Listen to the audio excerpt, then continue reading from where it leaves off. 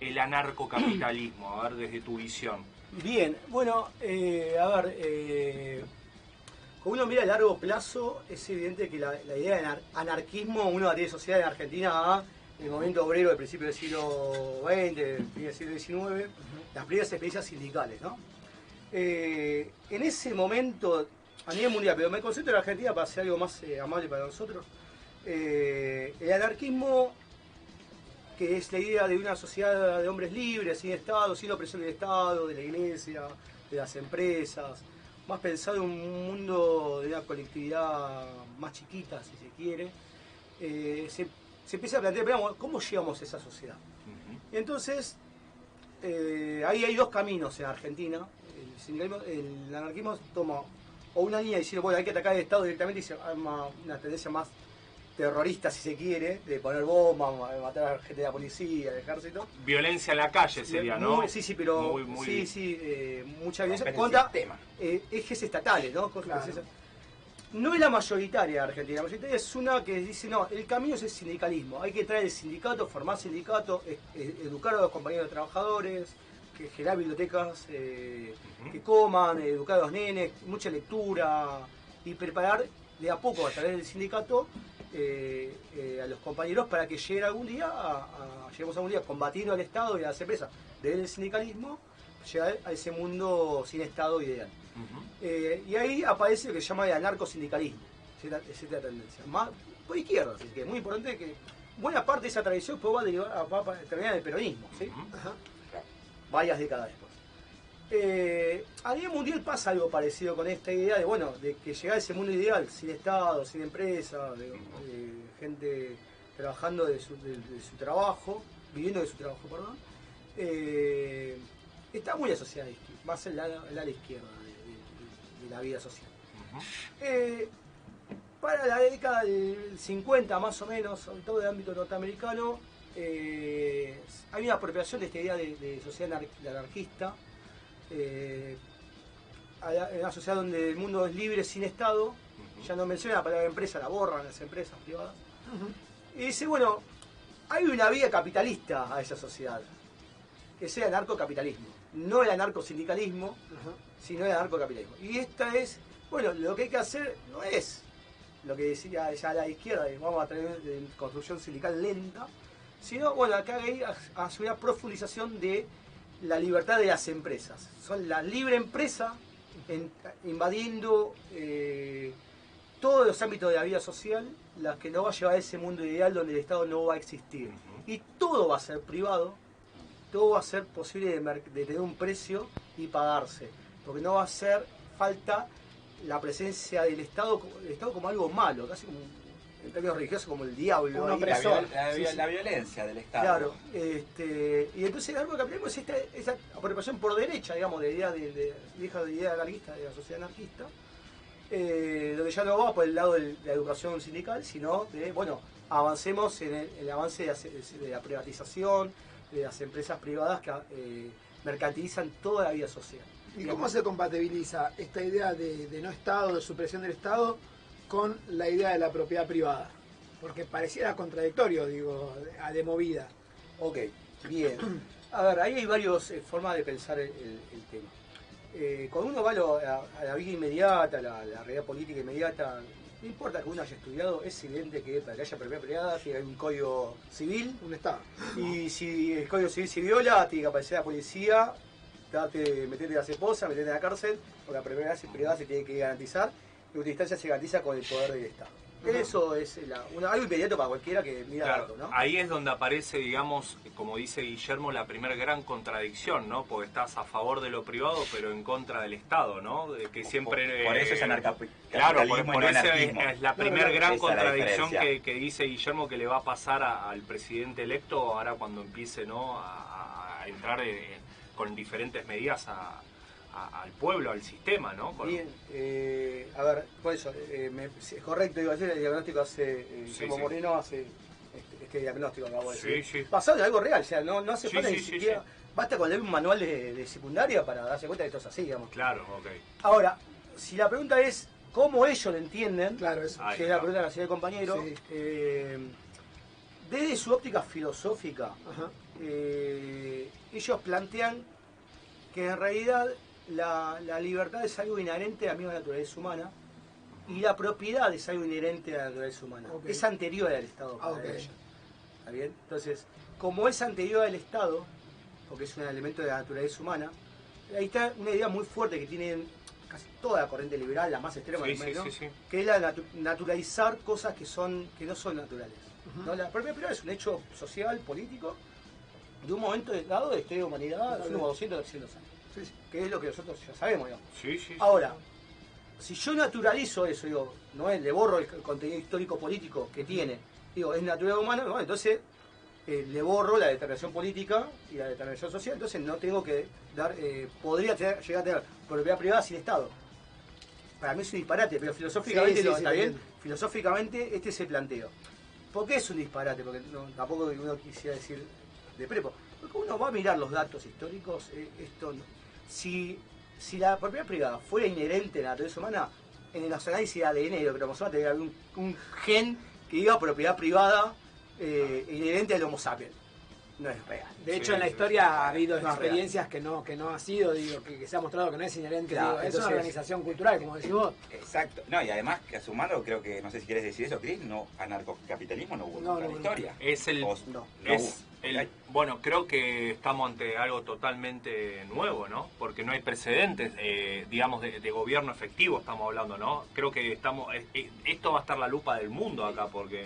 Y Ah, respecto, a mí me sí. queda perdón, Sí. una duda respecto a lo de la propiedad privada, está perfecto, que ellos entienden de que es tan natural como la libertad de libre comercio y demás.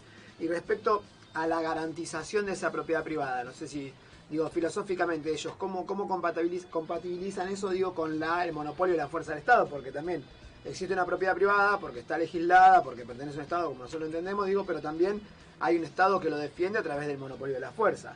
¿Qué hablarían ellos? ¿De una defensa de esa propiedad privada de manera particular también? Bien, gracias por la pregunta, está muy bien. El Estado es el monopolio de la violencia Claro. legítima, ¿no? Sí, sí. Entonces, justamente por eso ellos están en contra del Estado. Ellos, en su filosofía del hombre naturalmente libre y propietario privado, naturalmente capitalista, Claro. ¿sí? La idea de que haya algo ajeno a ellos, por encima, que tiene capacidad de ejercer la violencia, me parece una abominación. Ajá. Entonces, ¿qué te diría? Yo me pongo en lugar de un anarcocapitalista, Sí. digamos, y Exacto. de abogado del diablo voy a poner. Sí, Y sí, sí, digo, sí. bueno, ¿qué diría? No, solo combatimos ese Estado. Lo combatimos, estamos en contra. Pero también somos conscientes que estamos lejos de esa sociedad. No estamos a la vuelta de la esquina. Eso nos quedará muy lejos. Entonces está haciendo un camino de transición. Ok. Que es algo parecido, para hacerlo quizás más visible, el debate que tienen los comunistas en la década del 20. Claro. Tipo decía, ¿qué Perdón, es? César, Sí. pero ¿cómo equilibras la fuerza o la violencia entre dos partes donde una tiene más poder sobre la otra? Dentro de lo que es la estructura del anarcocapitalismo. Bueno, a ver. Porque también se ejerce violencia entre sectores dominantes y dominados. Lo que te van a Pero puede decir. ser un contrato de alquiler, por decirte rápido. Sí, sí, obvio, obvio. A ver, la línea de ellos, ¿cómo razonan filosóficamente?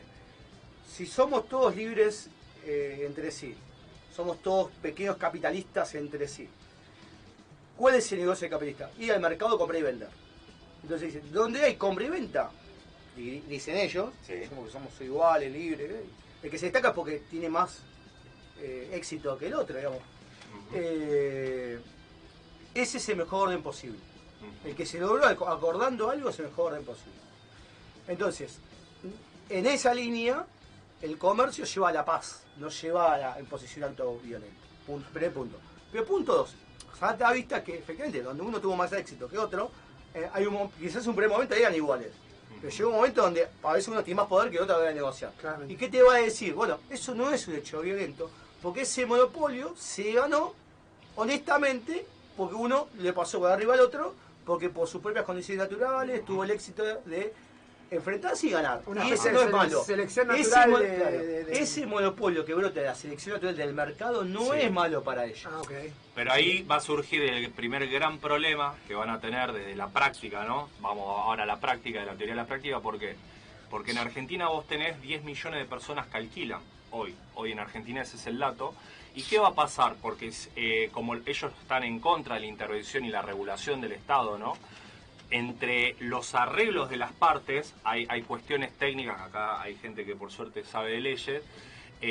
Por ejemplo, somos dos partes, ¿no? Yo te estaba cobrando a vos 200.000 pesos y yo quiero rescindir el contrato para que la gente que nos escucha entienda, ¿no? Por ahí más a lo criollo. Ahora te voy a cobrar 500.000 pesos porque yo lo creo así, y si no te cobro 500.000 pesos te voy a cobrar $500, ¿no? Se van a encontrar con esa primer gran problemática porque porque está el contexto, me parece, ¿no? Para sí, empezar a hacer. estamos Por hablando eso a mí me interesaba entender el marco teórico para ver es el cómo, marco teórico cómo del idealismo sí, que todavía están haciendo la transición, esa porque idea, de tienen la que llegar a esa eso. idea de la transición que vos en un momento estabas diciendo que se asimilaba a lo de los años 20, de los movimientos comunistas en su momento, digo, ellos ahora, entonces vos estabas en eso de que ellos entendían esta idea de que, obviamente, después cada pequeño capitalista tendría su monopolio de la fuerza, la ejercería, y el que tiene la superioridad es porque la selección natural de ellos dice que es así. Y esa transición, ¿cómo la tolerarían ellos? Digo, la transición de que desde el paso desde el Estado teniendo el poder hacia que cada ese pequeño capitalista lo tenga. Bueno, ahí hay un punto donde especulación, yo te digo la especulación que está especulando.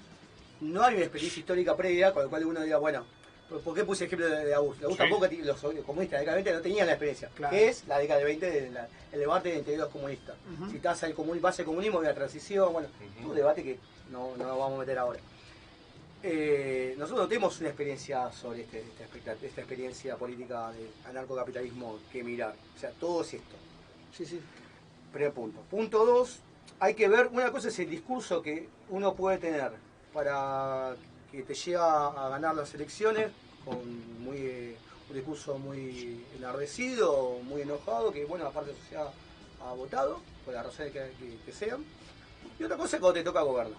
Porque cuando te toca gobernar y estás en el poder ahí, sos presidente, ministro, desde afuera, del llano, la gente que está desde abajo, digamos, parece que ese hombre es re poderoso, es plenamente libre.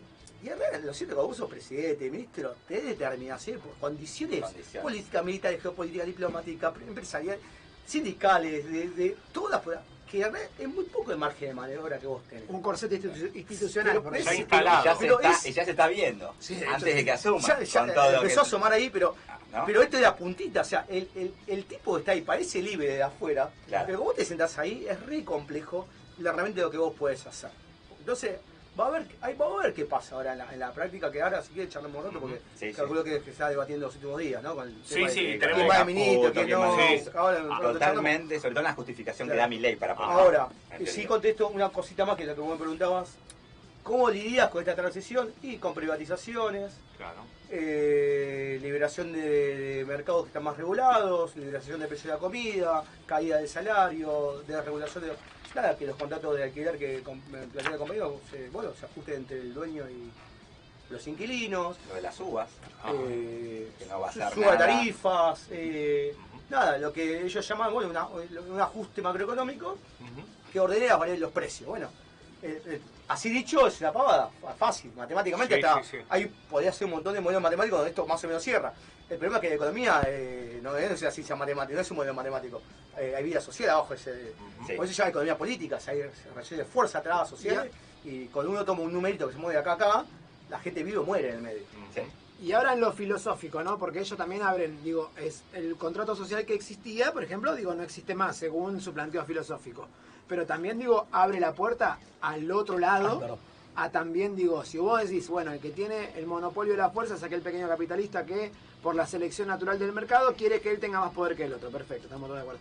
Pero del otro lado también, digo, entonces abre la puerta a que si del otro lado hay una organización, también tenga ese monopolio de la fuerza, y sería la ruptura total del armado, digo, ¿cómo decirlo? Digo, también yo tengo la facultad entonces de asociarme con vos y armar un sindicato y a robarte tu propiedad privada porque tengo más fuerza. No. Digo, también porque si abrimos el juego a que se rompa el contrato social, se rompe para los dos lados también. No, ¿y a quién se lo vendés? ¿Quién le garantiza? Digo, ¿a quién se lo vendés? Toto, no, es que yo lo agarré. Yo agarré el guante. Del nuevo contrato social. Yo agarré el guante porque, por ejemplo, vamos para un ejemplo concreto. Yo digo, doy de baja la obra pública. Ponele que doy de baja la obra pública. El sistema que él quiere plantear, que siempre habla, yo no soy un especialista, por eso le doy el pie para que César lo desarrolle, el sistema a la chilena, que de paso por ahí se puede nombrar, es la supervivencia del más fuerte.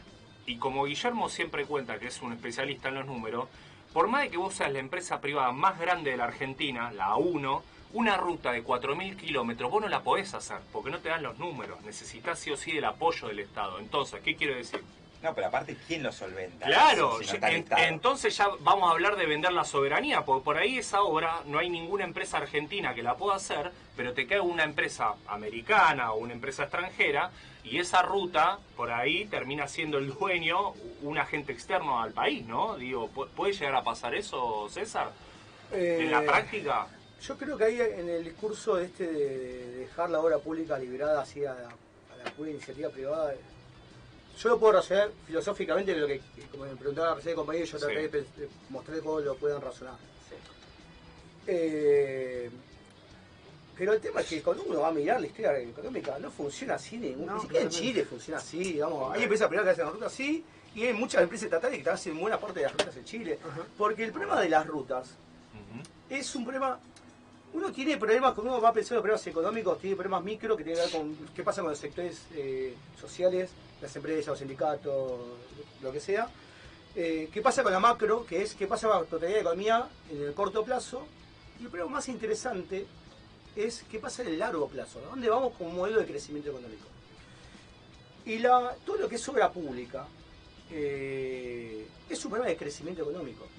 Porque algo que puede ser muy costoso hoy, y además da pérdida hoy, el año que viene, los 5 años que vienen, los 10 años que vienen, en 30 años te permite explotar una nueva exportación, no sé, de litio a China, claro, para hacer, no sé, o de batería de litio a Alemania. Es una inversión, podría ser una inversión, digamos. Entonces, claro, ahora, ningún sector privado puede hacer, salvo que sea un sector, una empresa privada muy gigante, global. Por decir un nombre, Loma Negra, por decir, ni siquiera para ponerlo en la mesa ni que sea gráfico. Loma Negra podría hacer eso. Claro. Loma Negra, desde el punto de vista del mercado mundial, no existe. Claro.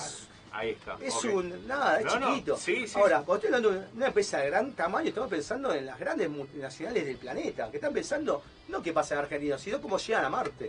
Claro. Esos grandes capitales pueden pensar a largo plazo, pero si no son los estados. Y los estados son los que toman decisiones a dónde va a largo plazo. Piénsenlo con lo siguiente, con CONICET, porque es algo parecido a lo de... Claro. Probablemente, una parte de las investigaciones en ciencias sociales o inmediata o alguna ciencia básica, ¿dónde está la rentabilidad de esto? Claro. Quizás no esté hoy. Pero ¿sabes qué pasa? Yo para tener un abogado, vamos a poner algo que parece no científico, un abogado. ¿Qué es un abogado productivo? Yo tengo un abogado con experiencia y conocimiento, varios idiomas, que puede negociar un buen contrato de venderle batería de litio a Alemania. Para hacer eso, necesito que un abogado entre los 18 años a la facultad, se reciba a los 25, entre los 25 y los 30 haga una maestría, entre los 30 y los 35 haga un doctorado, y entre los 35 y los 50 años tenga experiencia de negociación internacional en grandes estudios jurídicos internacionales, empresas o organismos. Recién ahí tengo un abogado a los 50 años que puede negociar un contrato internacional de venta de batería de litio hacia Alemania, que va a permitir que Argentina exporte y consiga un montón de euros o dólares en el largo plazo. Pero yo tengo que agarrar ahora los 20 años para que sea productivo dentro de 25. Claro. Si yo digo en el corto plazo, no es rentable. Pero la expectativa de rentabilidad para el conjunto de la economía del país es a muy largo plazo. Y ninguna empresa puede hacer eso. Por eso las tareas de investigación, desarrollo de ciencia y tecnología, de infraestructura de largo plazo, son decisiones estatales en cualquier parte del planeta. Es más, las empresas se ven beneficiadas de esa inversión estatal. Claro, sí. Excepcionalmente puede aparecer un capital privado grande, siempre asociado a una estrategia estatal con estos temas. Entonces, ¿cómo uno va a mirar eso? Y lo plantea así abiertamente. Es totalmente razonable. Entonces, ahí donde toda esta idea de privatización de todo es una locura.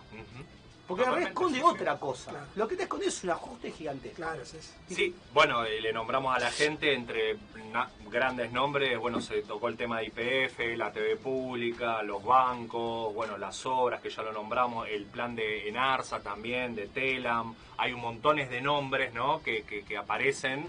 Y gente obviamente que trabaja en esas instituciones que está muy preocupada hoy, ¿no? A mí me gustaría mucho que César desarrollara, que sacase el tema, que desarrolle por qué, cómo podemos refutar esto que dice Milei, que todo lo que es público funciona mal.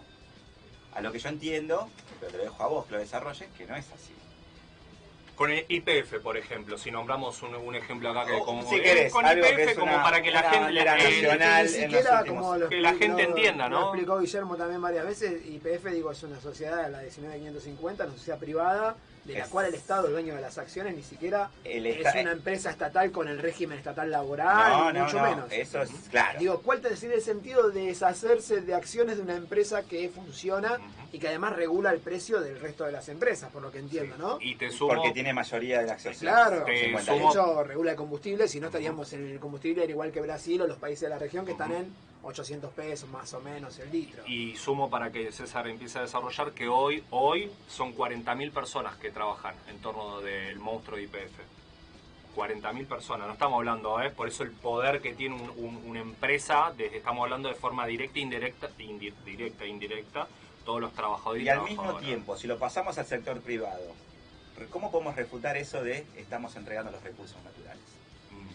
Bueno, Fueron muchas, perdón. Sí, Ya sí, sé, sí. pero lo vamos empiezo acá, con lo de sí. Estado, empresa y eficiencia.